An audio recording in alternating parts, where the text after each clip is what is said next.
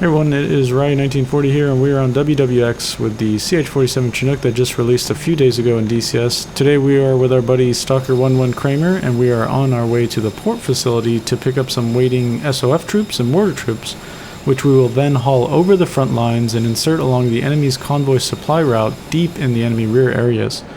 So come join us while we take a look at the new rotary wing addition to DCS and put it through its paces here online in combat.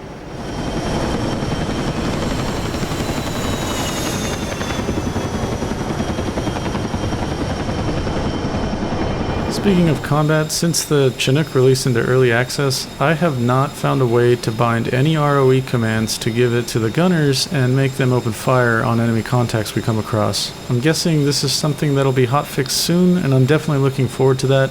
At the moment, you're only able to jump into the left and right forward door gun seats and take control of the gun yourself, and currently only the M60 is able to be mounted. Climbing up and over the mountains here in Cyprus to reach the northern coast is no challenge for the Chinook. I found when this thing is not carrying any cargo and just hauling 50 to 60% fuel, you're easily cruising at over 300 kilometers per hour, and the climb rate in this thing is astounding. In just my short time online with it so far, I was out climbing a trainer jet that was trying to shoot me down, and if I had the AI gunners working on this thing, I probably would have shot him down. Now, I don't know if Chinooks ever carried 50 cals in the doors, but if they ever come to DCS, I could see this helicopter being the PvP champion online.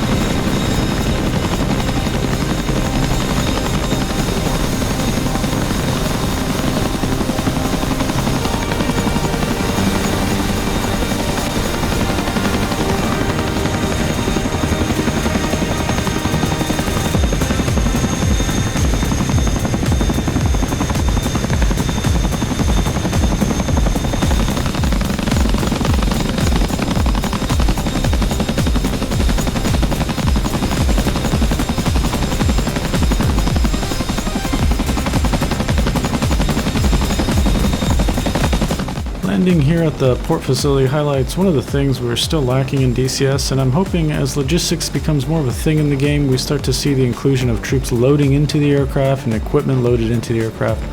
Currently you have to cycle through the menu options to load guys, and you don't really see the action of them actually climbing into the aircraft.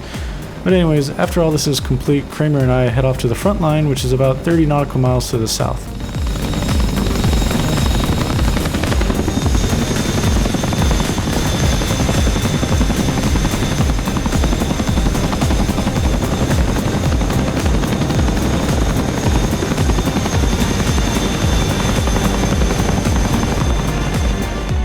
The WWX server does not allow for you to see yourself in the F10 map, so you've really got to use your navigation skills in some aircraft, but in the Chinook things are a breeze, and I really recommend if you want to learn more of the systems in the Chinook and the navigation stuff, especially, head over to 47 Driver's channel. He's a real Chinook pilot, as the handle would suggest, and he's got some great videos that'll teach you about the things that are currently available in DCS Chinook, so go check them out. Now, coupled with the new F10 route tool that is available for multiplayer, it was easy to build a flight plan to go fly directly to the insert point for our guys. The problem was I did not account for flying over the enemy depots, which would be inevitably guarded by AAA, and we get discovered in a dramatic fashion.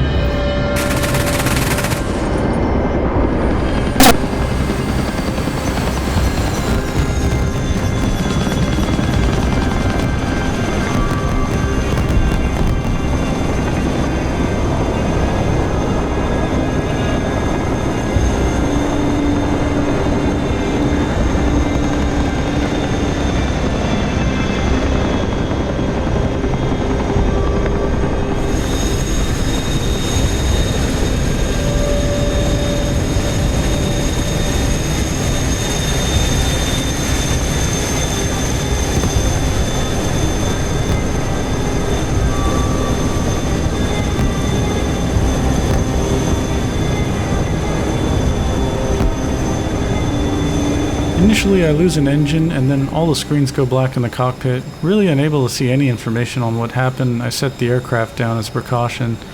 Eventually I come to realize I could still fly and probably have an engine out, so I started up the APU and associated generator, and then the screens come back to life.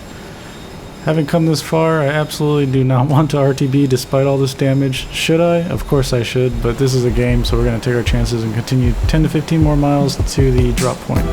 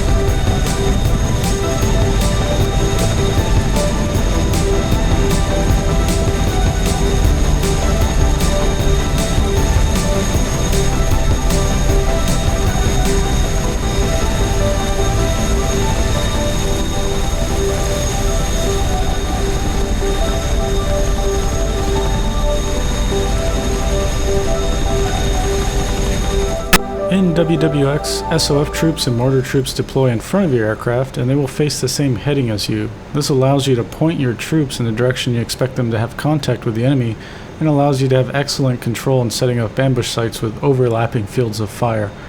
Over the next few minutes, Kramer and I drop our troops off, and I wasn't able to get my mortar squad out because Kramer dropped 2, and you're not allowed to kick one out within 300 meters of another. So I could have flown further away to drop it off, but really we were starting to get worried about the enemy aircraft finding us and did not want to hang around too long.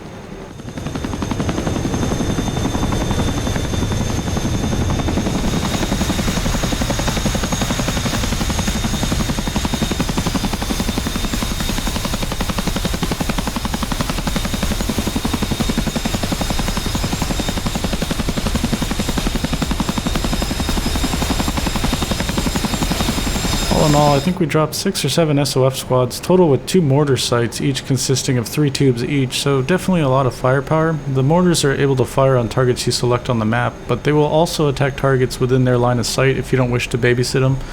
You can also pick up mortars and move them to different areas, or even fly ammo crates out them to sustain them in the field. And that's the great thing about WWX that I absolutely love, and it's this detail on the supply side of things. Here we're able to move men and material around behind the lines and could sustain them if we wanted to by hauling more ammo out to them.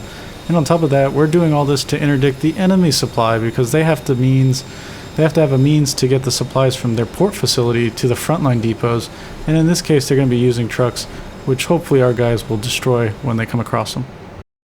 After a quick look up the road as we depart the area, it appears there aren't any trucks on the move, so we opt to just RTB, and once again we have to fly over the front line, and we take some light fire from ground forces, but the Chinook is just so fast we're able to duck under the terrain and get out of harm's way. Now this thing can tank some hits.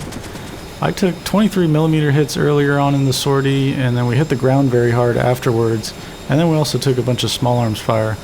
I'm absolutely peppered with holes, and I'm still chugging along. Well, I wouldn't say I'm just chugging along fine. I do think in comparison the hip would have been toast after getting tagged by that 23mm, and if it didn't get shot down at that point, it certainly would have wrecked when we hit the ground as hard as we did in the Chinook. That said, I don't know how realistic this damage model is, but I think it likely needs some tweaking in the future.